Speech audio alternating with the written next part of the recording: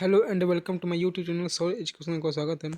आज हम देखेंगे कक्षा 12 का इतिहास, कक्षा चैप्टर्स 9 आ जाओ और इतिवृत्तियों की दुनिया।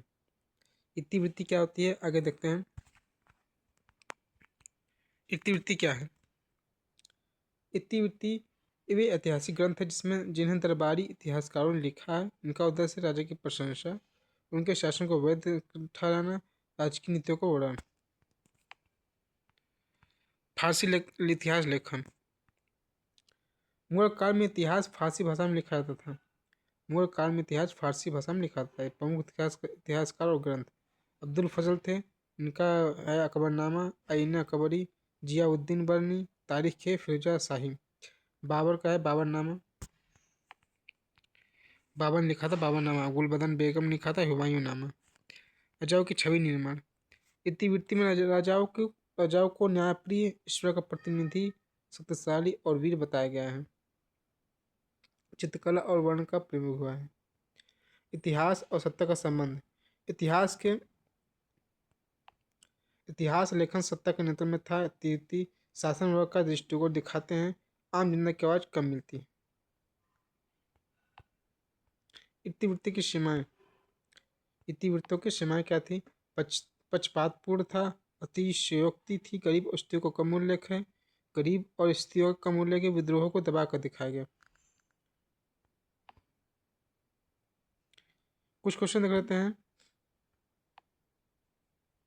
इतिवृत्ति क्या है? इतिवृत्ति वे ऐतिहासिक ग्रंथ हैं जिन्हें राजाओं के दरबार में इतिहासकार द्वारा लिखा गया है। इनका उद्देश्य राजा की प्रशंसा और शासन को वैध ठहराना था। फारसी भाषा में इतिहास क्यों लिखा गया? फारसी भाषा में इतिहास क्यों लिखा गया? क्योंकि फारसी मुगल दरबार की राजभाषा थी और इससे इससे इतिहास को शाही मान्यता मिलती थी। अब्दुल फजल का इतिहास लेखन में योगदान बताइए। अब्दुल फजल का इतिहास में अब्दुल फजल ने अकबरनामा लिखा। आईन अकबरी में प्रशासन, समाज, अर्थव्यवस्था का विवरण दिया। वे अकबर के प्रमुख इतिहासकार थे। इतिवृत्तियों में राजा की छवि कैसे दिखाई गई है? राजा को न्यायप्रिय, शक्तिशाली, ईश्वर चुना गया है, बताया गया ताकि शासन को वह ठहराया जा सके। इतिहास और सत्ता के संबंध को समझाइए। इतिहास सत्ता के स्वाधीन लिखा गया है। इतिवृत्ति शासक वर्ग के दृष्टिकोण को दर्शाते हैं और जनता की आवाज कम दिखाई देती है। इतिवृत्ति की सीमाएं बताइए। पक्षपातपूर्ण विवरण,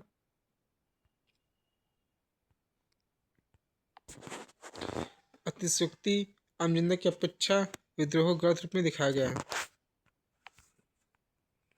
गुलबदन बेगम का योगदान क्या था?